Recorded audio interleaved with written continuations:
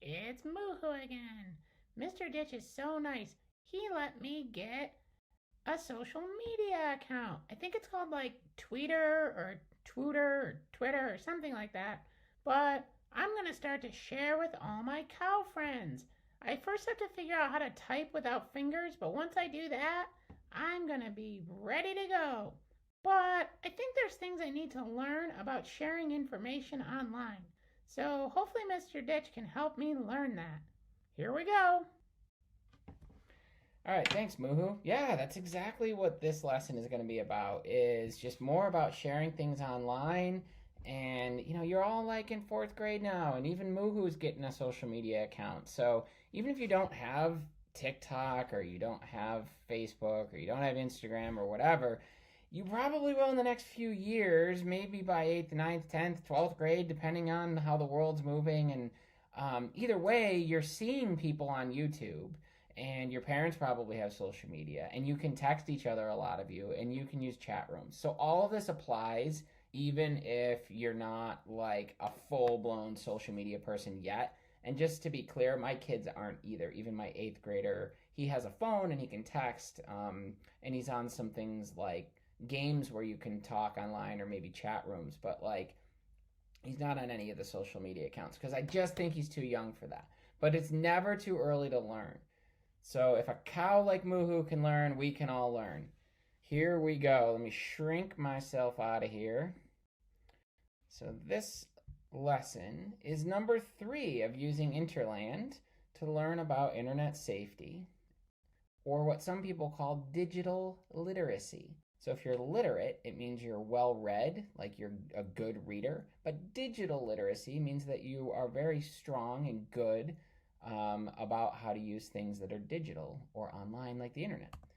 All right, so introduction. Here we go. What not to share. So, yeah, remember this? So, this is you, and it's you on your phone, and you're sharing stuff, you're sending messages, you're exchanging messages with friends. And we talked about locking up things like personal data. So, passwords, not leaving your screen open, making sure that nobody can get into your email without your permission, right? We talked about that last week. But there's more things that we shouldn't share. It's not like, oh, I didn't share my password, so I'm all set. No, there's other things you shouldn't share, and that's what this lesson is going to be about. It's going to be about TMI. Give me a thumbs up if you know what that stands for. It stands for too much information. People don't want to know or don't need to know, and in fact, it's not good if they know way too much about you just by seeing what you've posted out there in the internet world. So don't be an oversharer. An oversharer, what's that? Well, if we look at word clues, there's a prefix and a suffix, right? So the root word is share. So when you're sharing, it's like you're posting something online. Over means too much. So if something is overcomplicated, right, then it's too complicated. So over means too much. And if you're an at the end, like I teach, so I'm a teacher, well then a sharer is someone who someone who shares. So an oversharer, using all these prefix and suffix and root word clues, is too much. A person, that's the part, who shares too much. And we don't want to do that on the internet. So don't be an oversharer. That's what this lesson is about. This is our, well, I'm going to call it our golden rule, but I put it in red. So this is our red rule. Think before you post. That's key. You're on that chat board, you're about to type something, you got to stop and think before you post. Make sure you really want to say it and the other person really needs to hear it. And another way to think about it is, would you share this information with a crowded room of strangers, right? Don't be an oversharer. Oh, remember my cautionary tale about my bicycle? Well, it's time for another cautionary tale. So if you need to now, you can pause the video and go get a cup of tea. You can sit and relax and just like be drinking your tea while you're listening to Mr. Ditch's cautionary tale. Here we go. This is called Joe's Sick Day. Joe was a friend of mine. He worked with me at my old job. There's Joe right there. And he was sick one day. And he called into work and he was like, "Oh, boss, I just can't come into work today. I got this ice pack on my head. I've got a fever.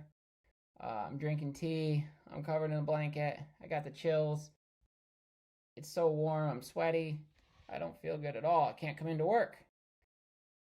But guess what? Joe was faking. This is like a little secret we know.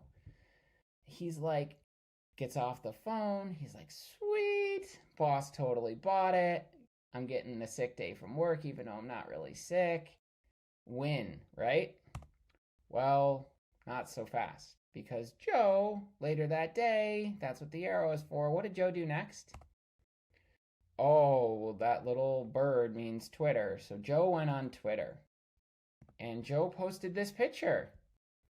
All right, he posted a picture of two guys golfing.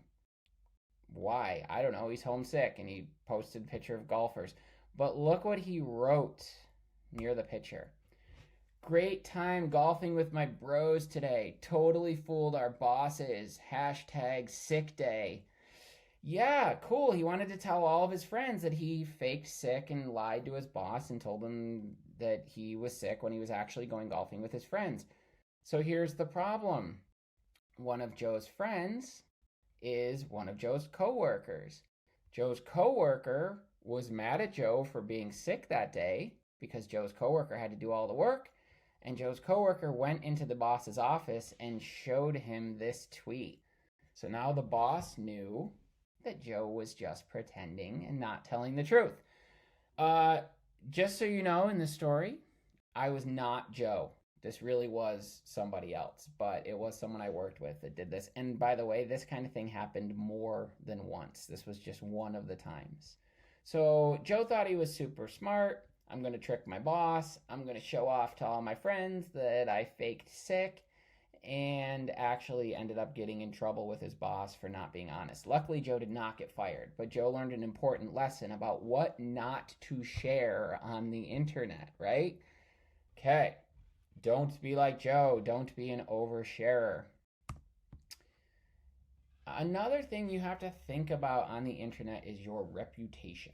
What does your reputation mean? Well, that means like what people think about you and sort of like the kind of person you are when we think about you, right?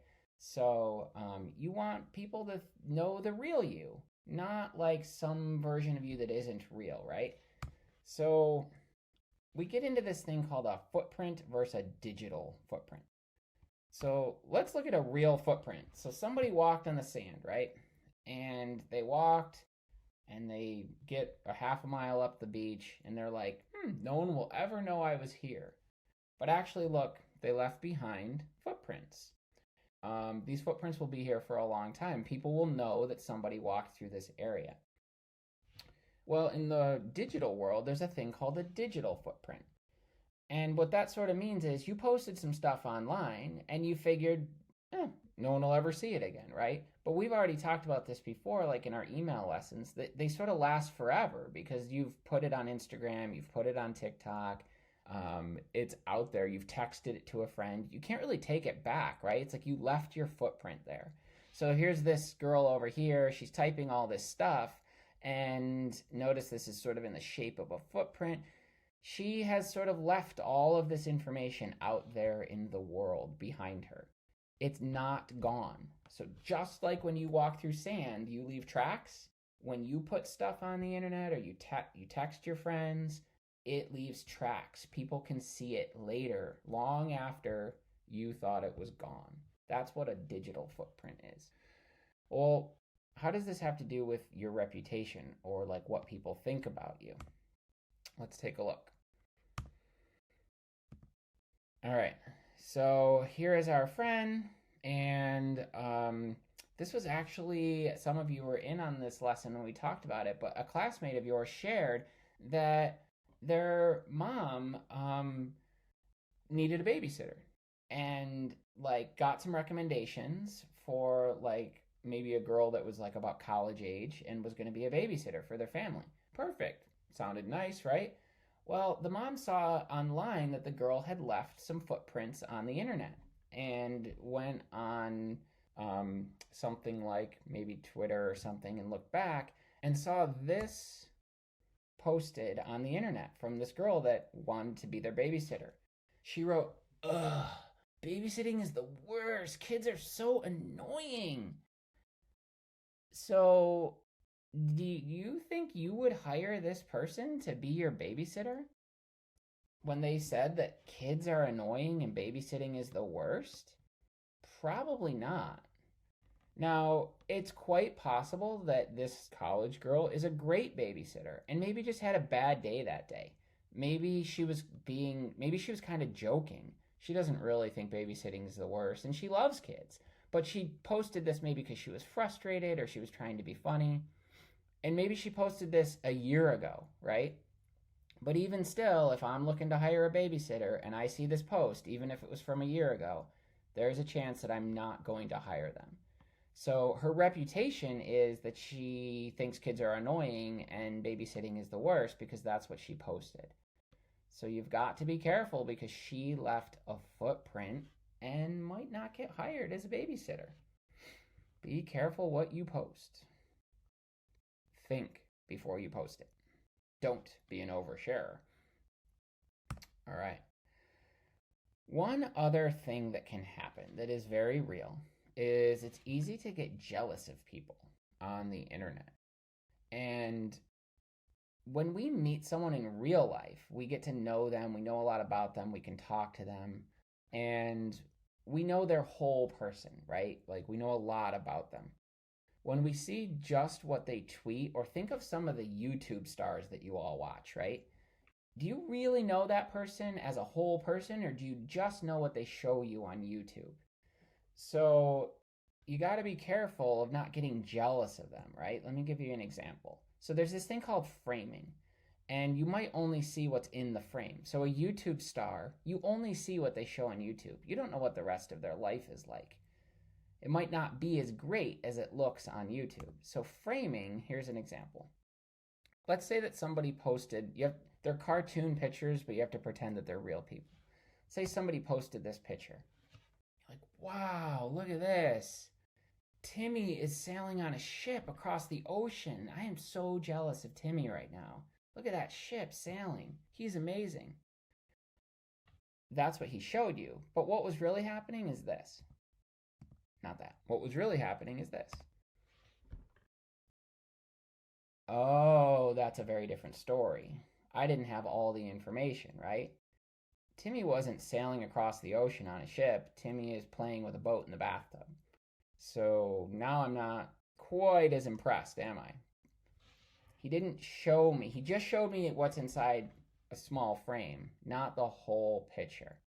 I'll give you another example. What is framing example number 2? Oh my gosh, look at Susan. She's a lion tamer. Oh wait, a tiger tamer. Look at that. She works with tigers. She's incredible. I'm so jealous of her job and like, wow, she must be so brave. Do you think she's really a tiger tamer? Does she work with tigers? Well, if we see the whole picture, no. She's actually someone who just visited the zoo, like anybody else could do, right?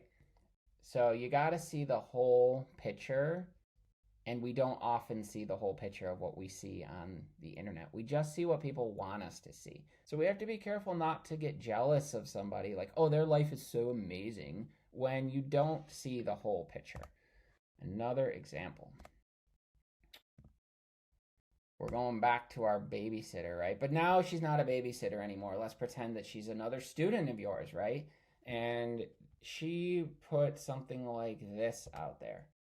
Got an A+ on my math test. Well, good for her. She should brag about that, right? But let's think about this in terms of framing. So we could probably believe her that she got an A+ in her math test. And it might make, maybe we got like a bad grade on our math test. And we might think, oh, I'm just so not very smart. Like this Sally lady here, she's so smart. She got an A in her math test. But you're only seeing part of the picture, right? You don't know if that was maybe the third time that she worked through the math test, that her teacher let her make corrections, maybe sat with her, worked through it. Maybe that she got an A plus on this math test, but on all the other math tests, she really struggled with it. Um, there's a million things that could be going on, and we should be happy that our friend got a great grade on their math test, but we don't necessarily have to be jealous if we didn't, right? Because you can think to yourself, like, oh man, everyone's getting better grades than me, but you don't know the whole story. Let me give you another example. Going to Disney World next week. Can't wait to eat dinner with Snow White. Wow. Do you know what I've literally seen from things like this from my own kids? They'll see their friends like make a comment like this and they'll go, every one of my friends is going to Disney World except us. We're the only family not going to Disney World.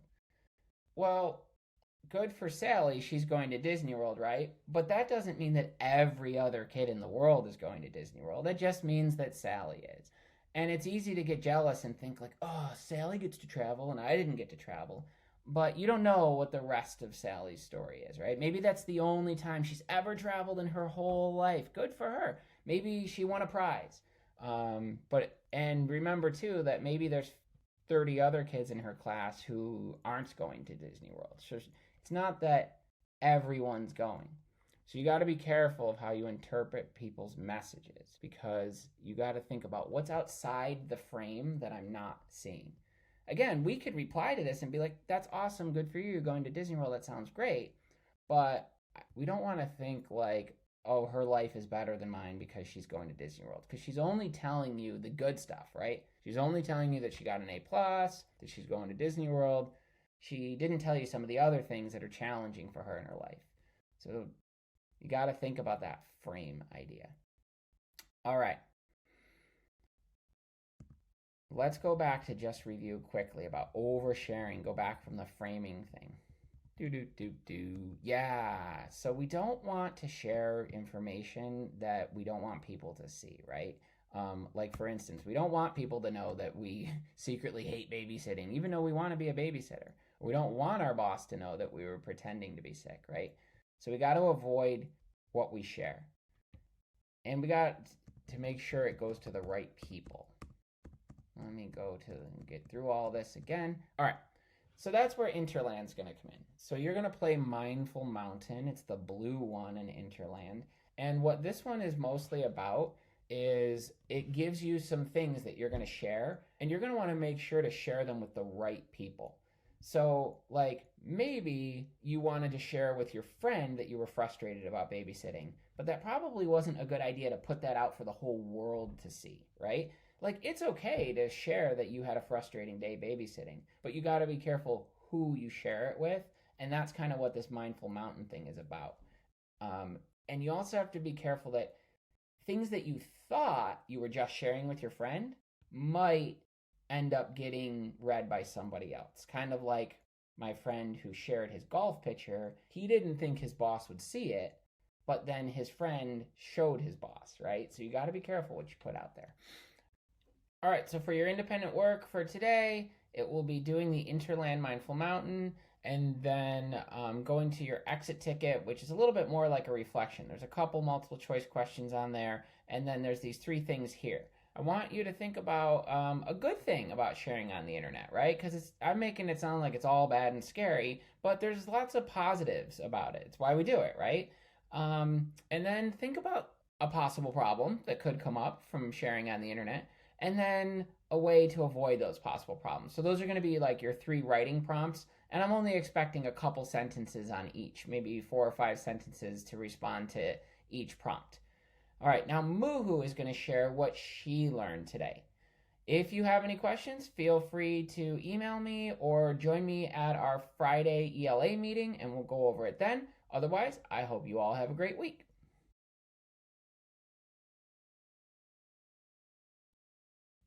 All right, Mr. Ditch, thank you. I really have learned a lot. I'm excited about my new Twitter account, but what I've learned is that Twitter could be cool and I can connect with friends and I can share some ideas and maybe learn some things, but it also could have some problems And I've learned that it's kind of like driving a car, right? Like cars are great, they get us places, but we have to be careful. We have to drive the speed limit, we have to wear our seatbelt, we have to be safe. So it's kind of like that. Like we just need to be like use caution and be smart about it. And as long as we're smart about it, then it can really be a cool thing. I think that's what I learned today. Well, hopefully, fourth grade, you enjoy Interland. And if you have any questions, well, maybe don't email me because I still haven't learned how to type yet. Have a great week.